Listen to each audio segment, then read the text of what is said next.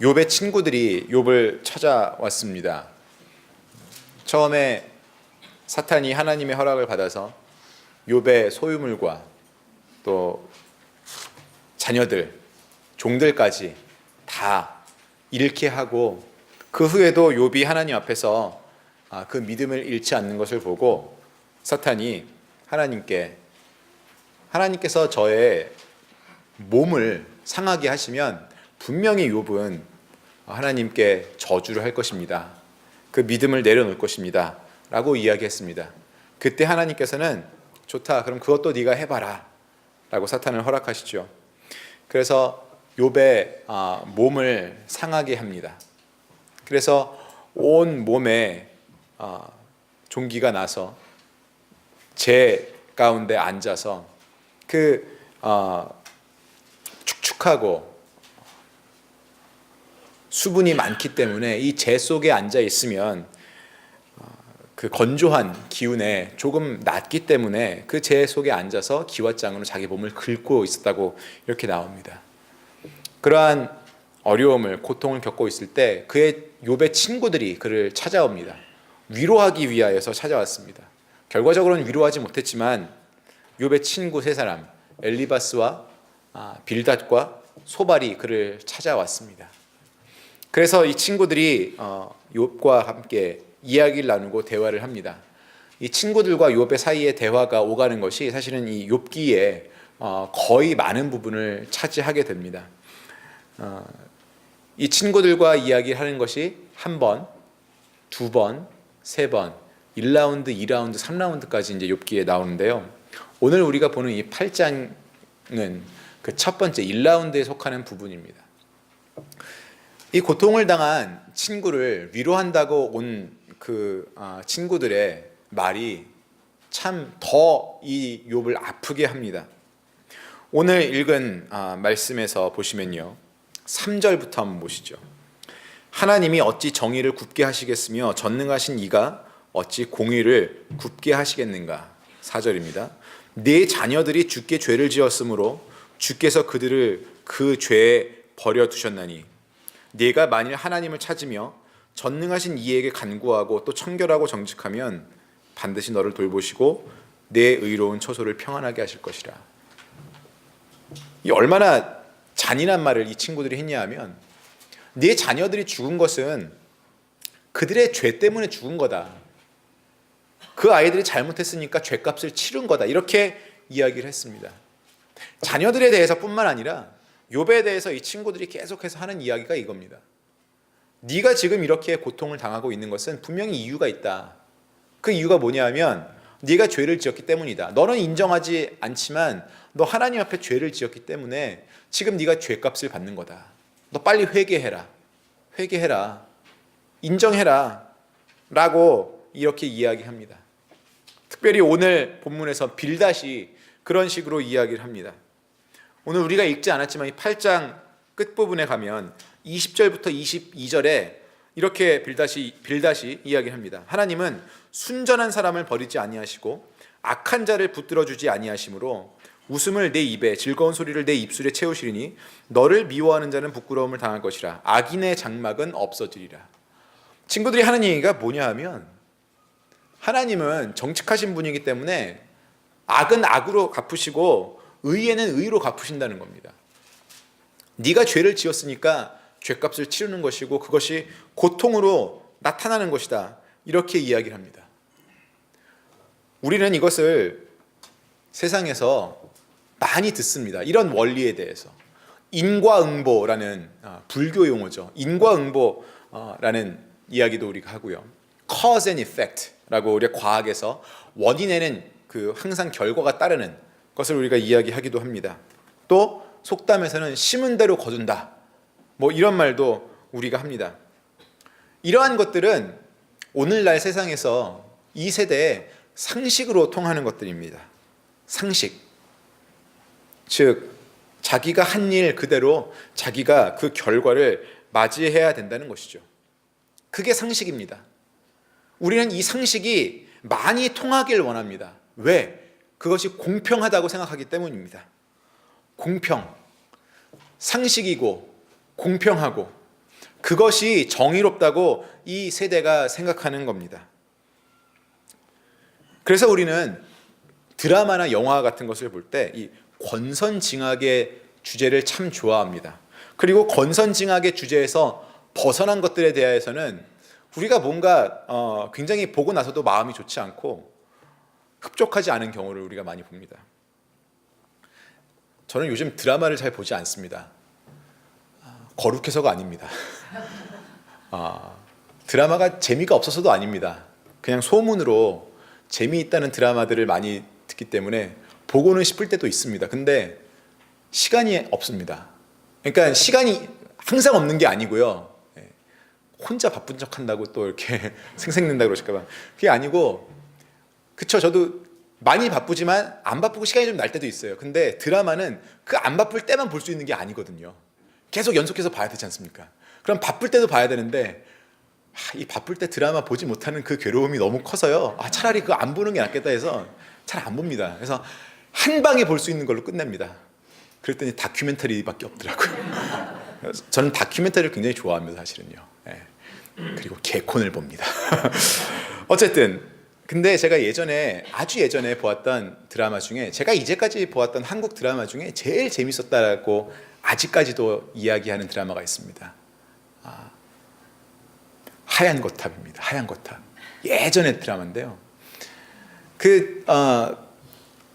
참 아무렇지도 않던, 아무 일도 없던 주인공이 갑자기 병이 나서 죽고 하는 그런 시겁절한 얘기가 나오지 않는 드라마라서 좋다라고 생각했는데 사실 여기도 사람이 죽더라고요. 원작은 일본 드라마인데, 이것을 보았을 때 제가 참 재밌게 보았던 것은 다른 드라마하고 다르게 악인들이 많이 나옵니다. 거의 모두가 악인들입니다. 그래서 인간의 그 속마음을 굉장히 잘 표현을 했어요. 근데 주인공으로 나오는 사람이 악인 한 사람과 악한 사람 한 사람과 굉장히 의로운 사람, 의사가 두 사람이 있습니다. 그런데 다른 드라마를 봤을 때, 그때도 드라마들은 멀쩡한 주인공들을 갑자기 죽이고 눈물 짜게 하는 그러한 내용들이 많을 때였습니다. 근데 이 드라마에서는 주인공이 멀쩡하다가 갑자기 암에 걸려서 죽게 되긴 되는데, 그것이 그 악한 배역을 맡은 주인공이었어요. 김명민이었습니다. 또 뻔할 뻔짜 또 저런 스토리가 또 되는구나 라는 생각이 안 들었어요. 왜 안 들었냐 하면 그 사람은 악한 사람이었기 때문입니다. 권선징악의 주제를 좋아하는 우리 한국인들로서는 뻔한 스토리라도 의인이 죽지 않고 악인이 죽는 것은 괜찮다라는 생각이 든 거죠. 그럴 정도로 우리는 인과응보, 심은 대로 거둔다라는 그 원리를 공평하다는 그 미명하에서 좋아합니다. 또 한 가지의 예를 들어볼까요? 1976년에 나온 영화 로키를 기억하십니까, 여러분? 락키 1편입니다. 제가 아주 어렸을 때입니다. 그래서 처음 나왔을 때 본 것은 아니고요. 80년대 초반에 가서 어린 나이 때 TV에서 외화로 할 때 본 것 같습니다. 막 보고 있는데 이게 그 유명한 로키구나. 벌써 나온 지 한참 됐을 때니까 이게 그 유명한 로키구나. 재밌게 보고 있는데 저희 큰 누나가 저한테 오더니 로키 보네? 야, 저거는 되게 신기해. 주인공이 맨 나중에 져. 그러는 거예요. 스포츠 영화인데 거의 모든 스포츠 영화에서는 주인공이 나중에 이깁니다. 아주 중요한 경기에서 이기면서 끝이 나요. 근데 이 영화는 안 그런다는 거예요. 저희 누나가 아주 굉장한 스포일러였죠. 근데 정말 지더라고요. 로키가 집니다. 로키 한 2, 3, 4까지 온 것도 아니고 로키 1인데 마지막 게임을 져요. 지는 걸로 끝이 납니다. 굉장히 찝찝했어요. 그러면 안 되는데 저 로키가 얼마나 열심히 훈련하고 얼마나 착한 사람인데 이 영화에서 저 사람이 지나. 권선징악의 주제에 맞지 않는 겁니다. 너무 찝찝하고 마음이 불편합니다.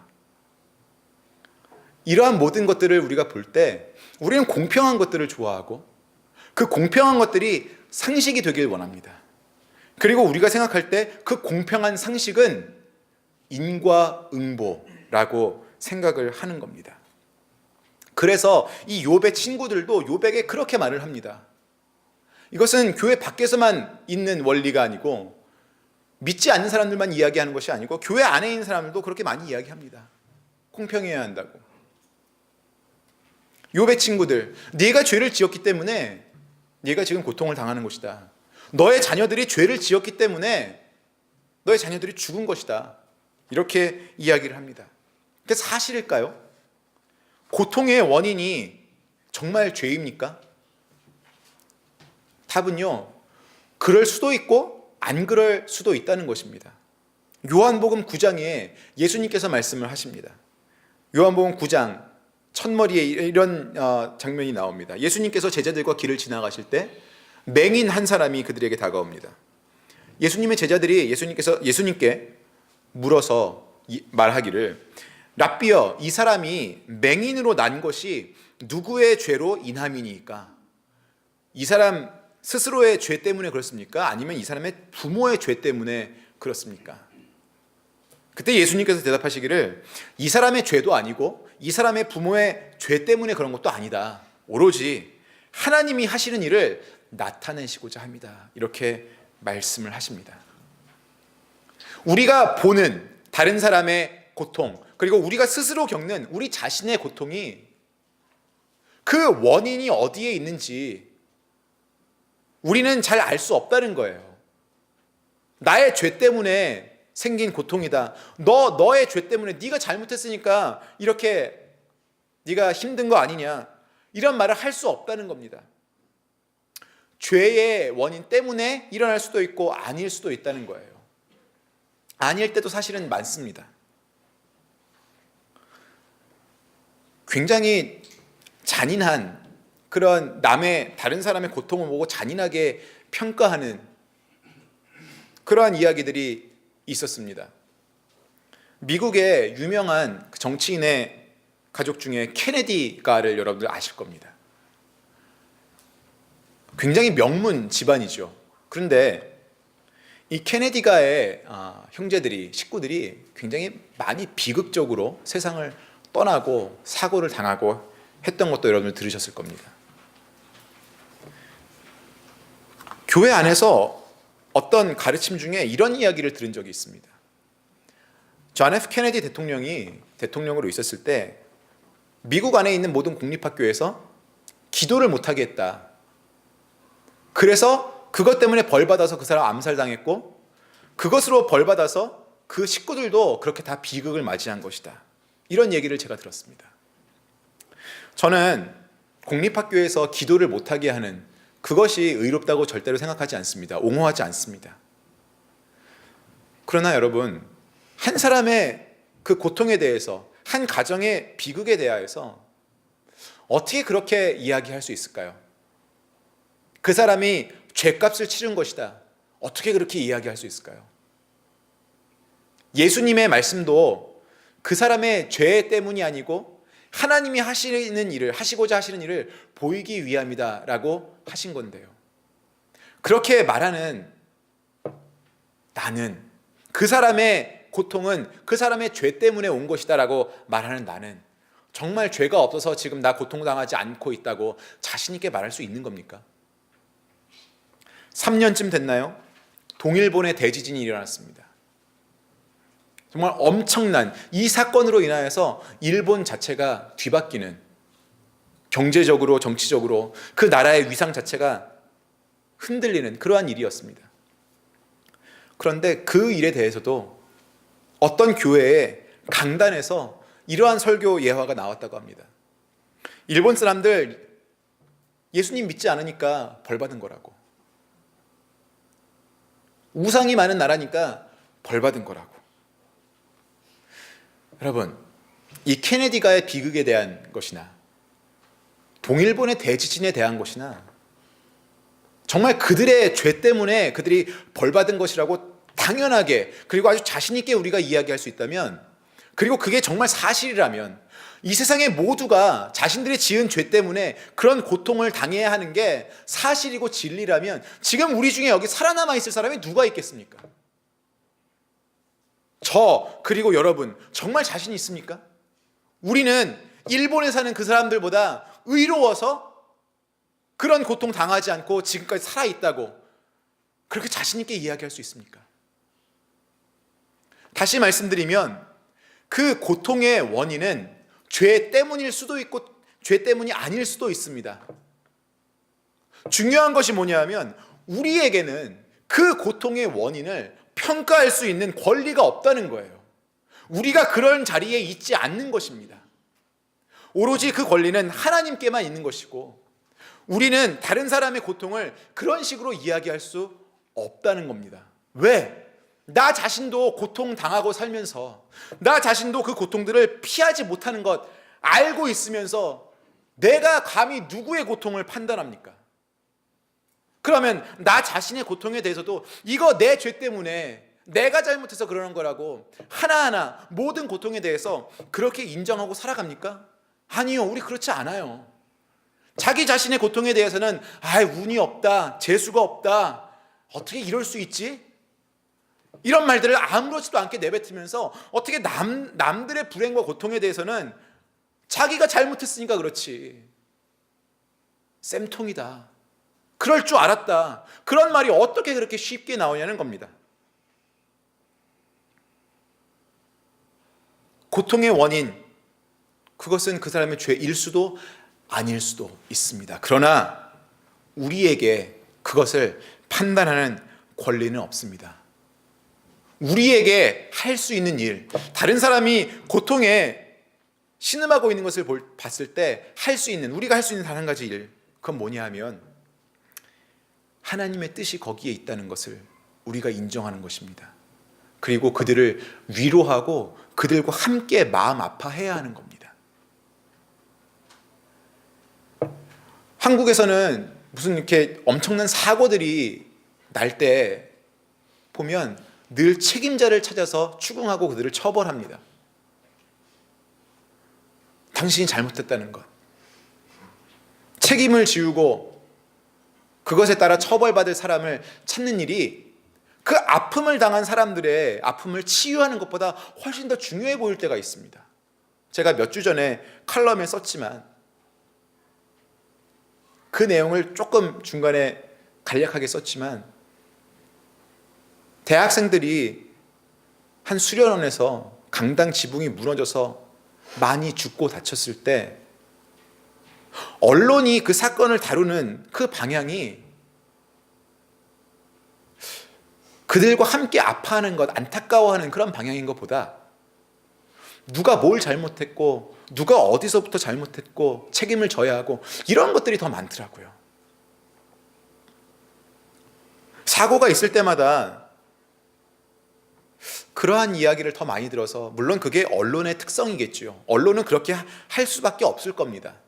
팩트를 전해야 되니까, 감정을 전하는 게 언론이 아니니까. 그렇지만 그것에 함께 그런 식으로 동조하는 사람들의 그 감성도 참 안타까울 때가 너무나 많습니다. 하나님의 뜻이 있을 것이다 라는 그 생각으로 위로하는 것, 오로지 그것만이 우리가 할 일이지 그의 고통의 원인이 어디 있다는 것, 그것은 우리가 할 수 없는 일입니다. 우리 영역 밖의 일입니다.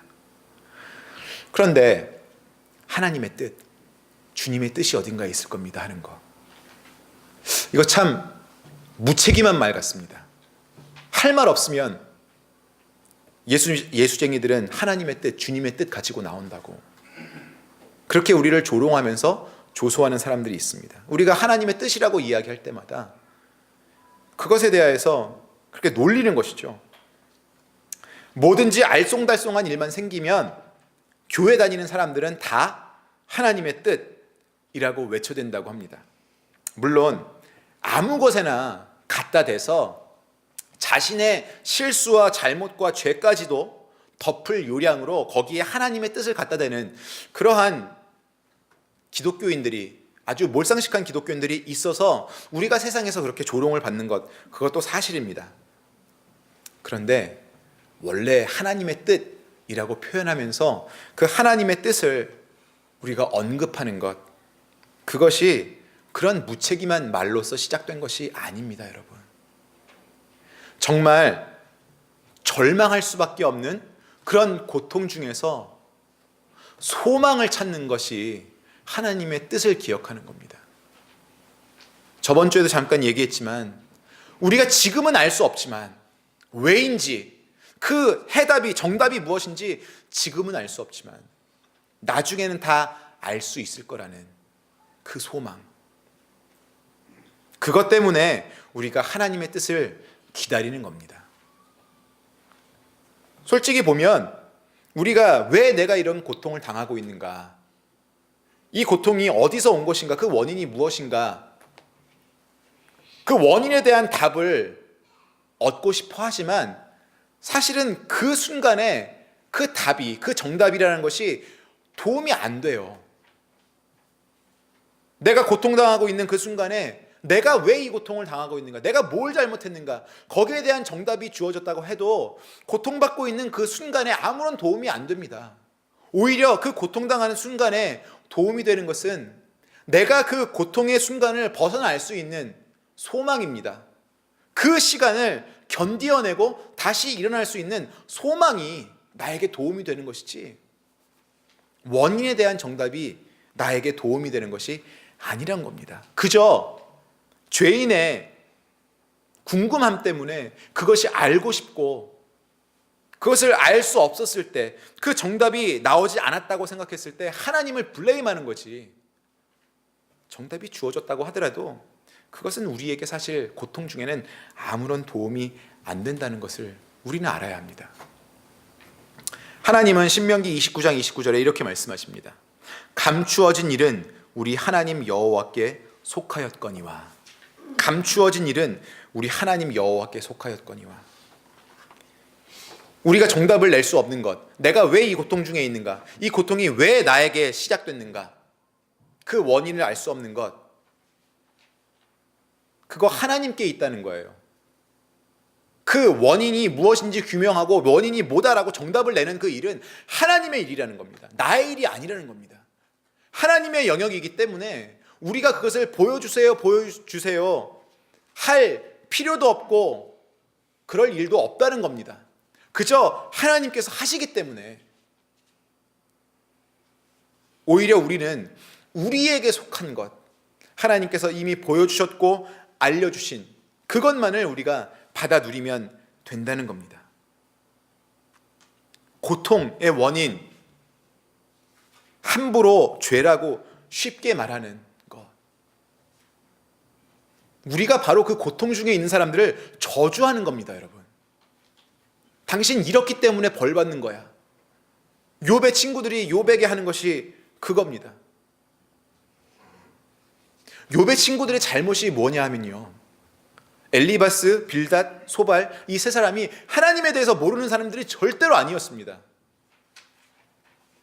이 사람들은 하나님에 대해서 알고 있었고 신앙도 있었습니다. 또한 이 사람들이 하는 말이, 하나님에 대해서 하는 말이 틀린 것도 아닙니다. 맞는 말을 많이 합니다. 그런데 이 사람들에게 있어서 잘못이 뭐였냐 하면, 하나님에 대해서는 알고 있지만 하나님이 자신에게 어떠한 분인지는 이 사람들이 몰랐던 거예요. 욥 앞에 가서 하나님에 대해서 막 이야기하고 강의하고 설교하고 이런 말은 많이 하는데, 그 하나님이 어떤 분인지 자신들에게, 나에게 개인적으로 실제적으로 어떠한 분인지를 모르고 그냥 하나님에 대해서 두리뭉실하게 아는 그 지식만 가지고 욥에게 위로하겠답시고 왔다는 겁니다. 우리가 하나님을 논할 때, 하나님의 이름을 우리 입에 담을 때 혹시 우리 그러지 않습니까? 하나님에 대해서 일반적인 지식에 대해서는 이야기할 게 많이 있습니다. 그러면서도 나에게 하나님이 어떠한 분인지는 모르고 있는 거 아닌지,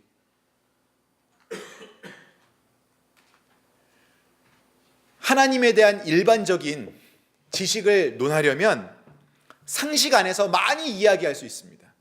이 욥의 친구들이 그랬던 것처럼 아주 상식적인 것들로 죄를 지으면 고통을 받는 거야, 그럴 수도 있다고 말씀드렸죠. 아주 일반적인 상식입니다. 인간의 상식을 가지고 하나님을 거기에 맞춰서 이야기하면요, 많을 때 들어맞습니다. 근데 그거 말고, 하나님에 대한 일반적인 것 말고요, 정확하게 나에 대한 것, 여러분 한 분 한 분에 대해서 하나님이 어떠한 마음을 가지고 계시고, 그런 거 아세요, 여러분? 이제 우리 인간의 상식에 하나님을 갖다 맞춰서 이야기하는 그 일반적인 상식 말고요, 하나님의 상식을 한번 이야기해 봅시다. 여러분, 하나님의 상식이 뭡니까? 우리가 공평하다고 생각하는 것처럼 고통의 원인이 죄라면, 그럼 죄 없는 예수님이 왜 고통을 받고 돌아가셨습니까?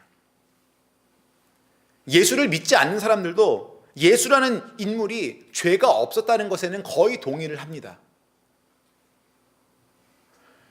우리의 상식대로, 인간이 생각하는 공평함대로라면 그 죄 없는 예수님이 왜 고통을 받고 돌아가셔야 했습니까?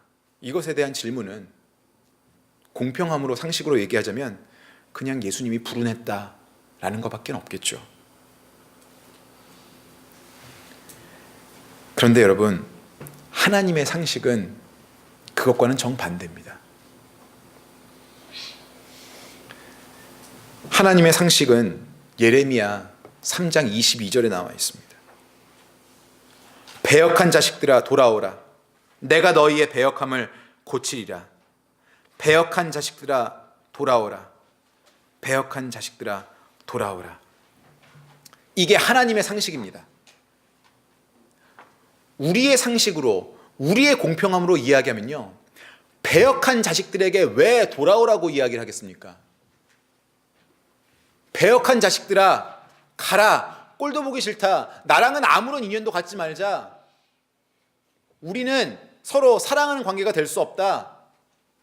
우리 서로 미워하지 않느냐? 가라. 이게 배역한 자들에 대하여서 우리 상식에서, 우리 공평함으로 하는 이야기입니다. 그런데 하나님은 배역한 자식들아 라고 부르는 사람들에게 돌아오라 이렇게 말씀을 하시는 거예요.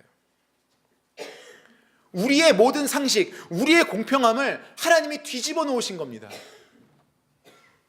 예수님, 죄 없으신 예수님이 돌아가신 것이요, 공평하지 않죠. 근데 세상에서 아무도 그것이 공평하지 않다고 이야기하는 것 저 못 들어봤습니다. 세상에 그것이 상식에 어긋난다고 하는 것 저 들어본 적 없는 것 같습니다. 그런데 하나님께는 그게 상식이었어요. 하나님께는 그게 상식이었단 말입니다. 무슨 상식이요? 죄인을 사랑하시는 것, 배역한 자들을 돌아오게 하시는 것, 그것이 하나님의 상식이었습니다, 여러분. 공평하지 않아도 그것이 하나님께 상식이에요.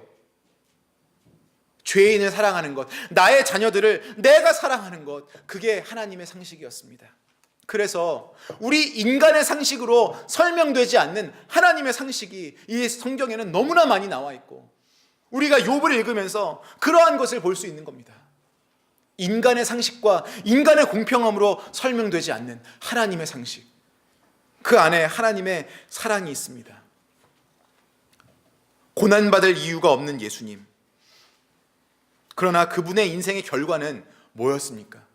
고난받을 이유가 없는 예수님, 그분의 결과는, 그 인생의 결과는 십자가를 지시는 것이었습니다. 고난을 받는 것이었습니다. 이게 우리에게 상식입니까? 이게 우리에게 공평합니까? 우리는 늘 원인과 결과를 놓고 상식을, 공평함을 이야기합니다.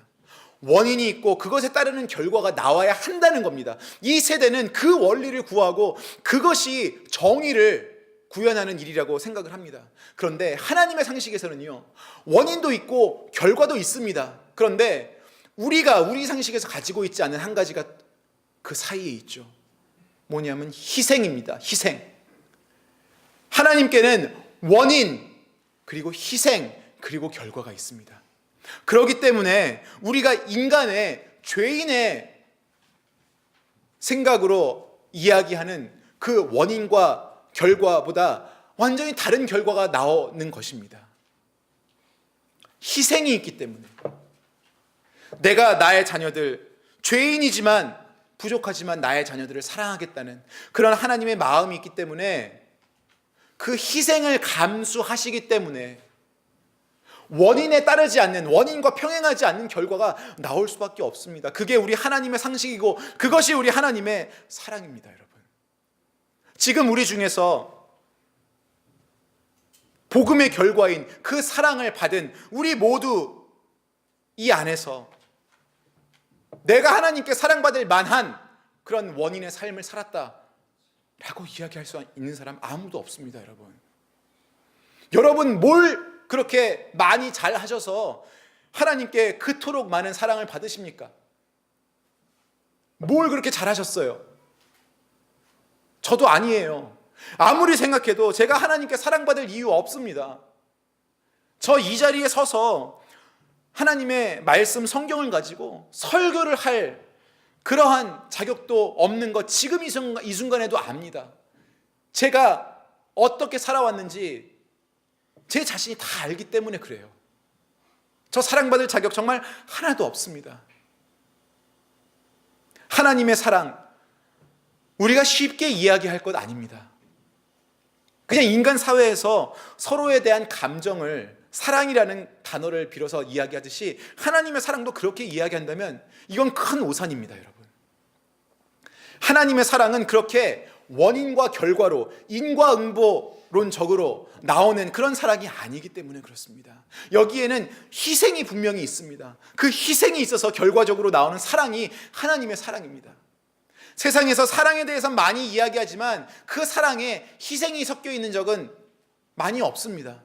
여러분, 다른 종교에서도 사랑에 대해서 늘 이야기합니다. 기독교뿐만이 아니고 다른 모든 종교에서도 사랑에 대해서 늘 이야기합니다. 그러나 여러분, 어떠한 종교도 그 신이 사람들을 위하여서 희생한 종교는 없습니다. 인과응보론에 젖어 있는 그것에 환호하는 사람들에게 그것을 뒤집는, 그러나 그러한 가운데서 또 사랑을 주시기 위하여서 예수님이 목숨을 거셨습니다. 여러분을 사랑하시기 위하여서. 절대로 이것은 상식적이지 않습니다. 공평하지도 않습니다. 그런데 하나님은 그게 내 사랑의 방식이다라고 말씀하십니다. 그래서 Amazing Grace예요. 여러분, 예수님은 고난 받으실 이유가 하나도 없으셨어요.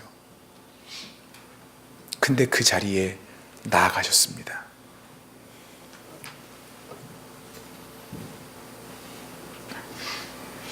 공평하지 않은 것에 우리가 감사해야 하는 게 복음입니다. 공평하지 않지만 그 공평하지 않은 가운데 의로워질 수 있는 게 죄인입니다, 여러분. 여러분, 욥의 친구들이 했던 그 잘못 기억하십시오. 하나님에 대해서는 알았으나 나에게 하나님이 어떤 분인지를 잊고 있었던 그 사람들, 나에게 무엇을 하나님이 하셨는지를 알았다면 그 불공평한 비상식적인 그 사랑으로 내가 구원받은 것을 알았다면 자신들의 친구 욥을 이렇게까지 저주하지 못했을 겁니다. 여러분, 우리가 남들의 고통을 보았을 때, 세상의 고통을 보았을 때 우리가 그들을 저주하지 않고 하나님의 뜻이 있을 겁니다 라고 하면서 진심으로 그들을 위로할 수 있는 방법, 그것이 여기 있습니다. 바로 우리가 하나님을 일반적으로 아는, 하나님에 대해서 일반적인 지식을 갖고 있는 그게 아니고요. 하나님이 나에게 어떠한 사랑을 베풀어 주셨는지, 하나님이 나에게 정말 불공평하고 비상식적으로 그러나 나를 구원하시고 영생을 주신 그 사랑이란 것, 여러분들 기억하셔야 합니다. 하나님에 대해서 일반적으로 이야기하면요, 사실은 그것은 다른 종교의 신에 대해서 이야기할 때도 같은 점이 굉장히 많습니다. 우리 하나님은 그러한 우상들과 섞일 수 없습니다, 여러분. 희생이 있었기 때문입니다. 나를 위한 희생. 죄인인 나를 위한 불공평. 그것을 예수님은 감당하셨습니다. 오늘도 그 사랑에 감당하시면서 하나님 앞에 여러분들의 모습을 그대로 드리시고 헌신하시고, 하나님, 내가 그 사랑 잊지 않게 하여 주시옵소서 고백하시는 여러분들 되시길 바랍니다. 우리 같이 찬양하겠습니다. 사랑하셔서 오시었네 라는 찬양을 이 시간에 같이 했으면 좋겠습니다. 갈보리 언덕 그 십자가 피 흘림 없인 이룰 수 없네. 이 찬양의 뒷부분에 이런 가사가 있습니다. 고난받을 이유 없으신 주 순종하셨네. 그 십자가 지셨네. 고통받아야 할 이유, 우리에게는 수도 없이 많습니다, 여러분. We have every reason to be afflicted. 우리가 고난받아야 할 이유 수도 없이 많습니다. 그런데 그 이유에도 불구하고 우리의 고난을 예수님이 대신 당하셨다는 겁니다, 여러분. 우리 이 찬양 같이 부르면서 그 사랑에 다시 한번 기억하고 젖어들었으면 합니다. 그리고 감사했으면 합니다. 같이 찬양하겠습니다. 사랑하셔서 오시었네. 사랑하셔서 오시었네. 말씀하신 대로 본이 되신 예수 얼마나 아프실까. 갈보리 언덕 그 십자가. 다시 한번 사랑하셔서 오시었네. 사랑하셔서 오시었네. 말씀하신 대로 본이 되신 예수 얼마나 아프실까. 갈보리 언덕 그 십자가 피 흘림 없인 이룰 수 없네. 피 흘림 없인 이룰 수 없네. 고난받을 이유 없으신 주 순종하셨네. 순종하셨네. 그 십자가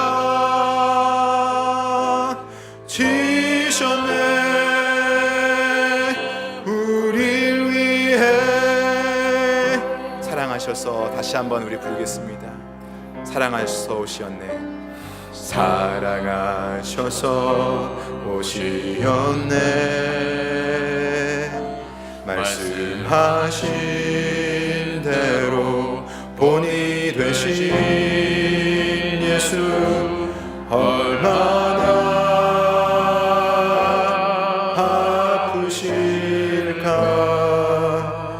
갈보리 언덕 그 십자가 아버지의 뜻 이루소서. 아버지의 뜻 이루소서. 점이 오는 아픔 모두 거두시니. 오는 아픔 모두 거두시리. 얼마나 아프신 처절한 고통 그 십자가. 처절한 고통 그 십자가. 피 흘림 없인 이룰 수 없네. 피 흘림 없인 이룰 수 없네. 고난받을 이유 없으신 주. 고난받을 이유 없으신 주. 순종하셨네. 그 십자가 순종하셨네. 그 십자가 지셨네. 우리를 위해 피 흘림 없인 이룰 수 없네. 피 흘림 없이 이룰 수 없네. 고난받을 이유 없으신 주, 순종하셨네. 그 십자가 순종하셨네. 그 십자가 지셨네. 우리 후렴 다시 한번 하겠습니다. 피 흘림 없이 이룰 수 없네. 피 흘림 없이 그 피가 우리의 대신 흘리신 피입니다. 고난받을 이유가 하나도 없으신 그 주님, 그 사랑, 그 불공평함과 그 비상식적인 것 때문에 우리가 구원을 받았고, 우리가 그 십자가 덕분에 이렇게 살아 있습니다. 여러분, 우리를 위해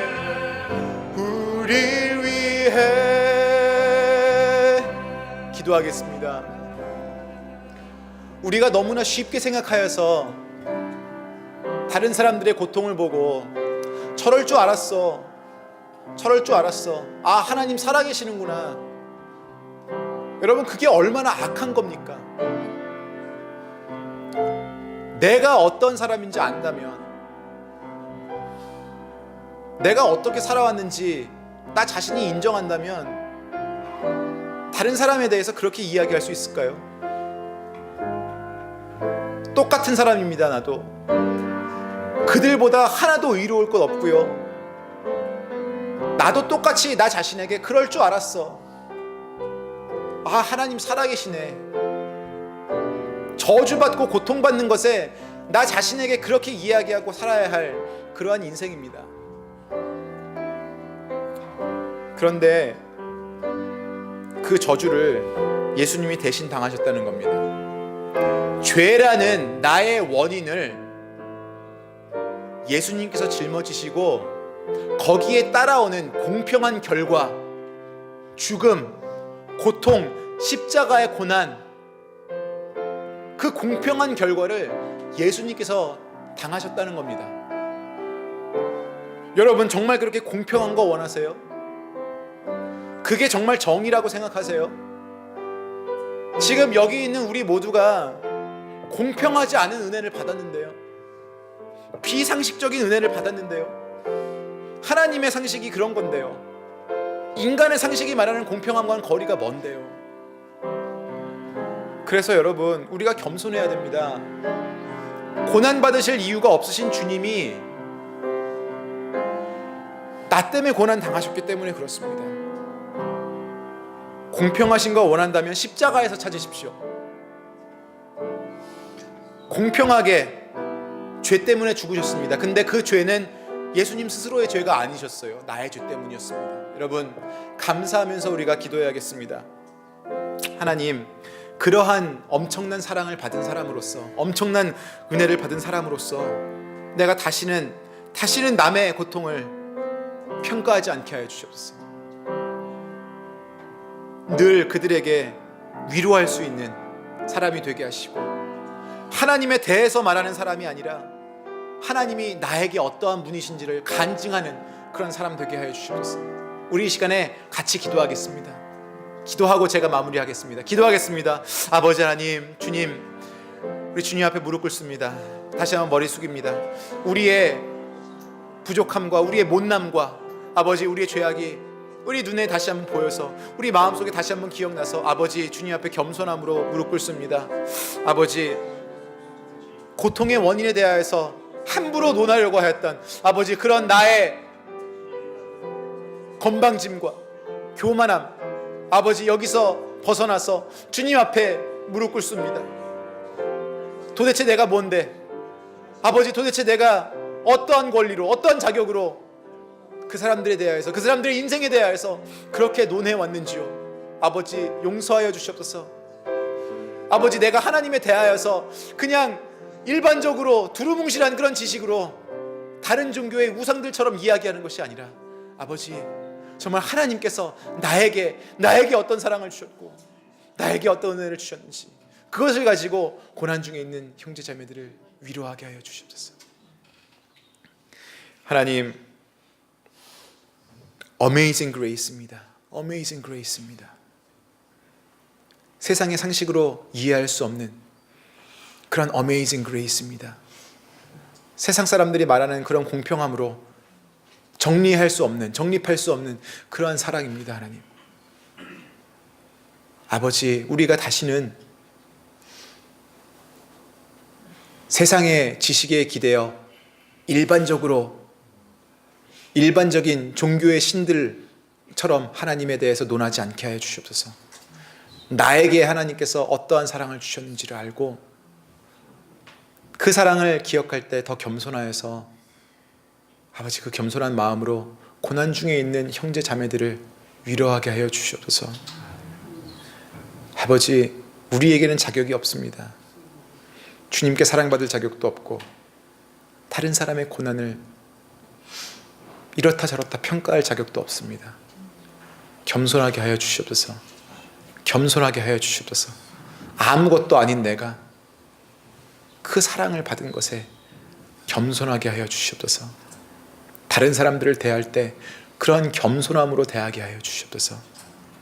내가 아무것도 그들보다 나을 게 없는, 원인이 죄악인 것은 그들이나 나나 똑같다는 것 기억하면서, 그러나 예수님의 희생 때문에 다른 결과에서 살아간다는 그 은혜를 내가 기억하여 그들을 긍휼히 여기게 하여 주시옵소서. 감사드리며 예수님의 이름으로 기도드리옵나이다. 아멘.